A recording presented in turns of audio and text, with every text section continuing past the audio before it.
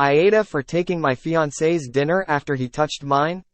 I'll be quick, my F26 fiancé M32 is blind. We don't disagree a lot except, he always gets bothered whenever I eat different food from what he's eating when we go out.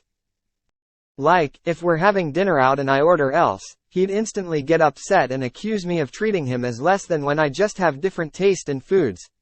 I just eat what he eats to keep the peace. I eat out alone as alternative. But since he clearly doesn't trust me, he'd randomly touch my plate to see if I'm having the same dish. This caused huge arguments between us and I told him to stop doing it and he said he would. We went out to eat nights ago, and I ordered the same dish he ordered. When the food arrived, he looked somewhat uncomfortable. I asked what was wrong and he refused to say, and before I could even grab the fork he extended his arm and his hand touched the food on my plate. He moved quickly and started excussing what he did, saying he just wanted to make sure. But I lost it on him. I felt so grossed out and there was no way I could eat the food after he touched it. He tried to get me to drop it, saying I shouldn't be grossed out by his hand, and that I overreacted, etc.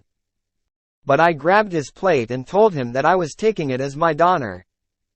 He at first asked me to be rational and give the plate back, but I refused. An argument ensued and we had a fight. He then ended up leaving, started spam texting me accusing me of being bitter, pathetic and childish, and robbing his dinner. He went to stay with his friend who picked him up and his friend sided with him, saying I was in the wrong. Even went as far as to say that I was abusing my fiancé and financially controlling him when I pointed out that I was the one who paid for the food. The problem is magnified now with him wanting an apology and me refusing to give him one.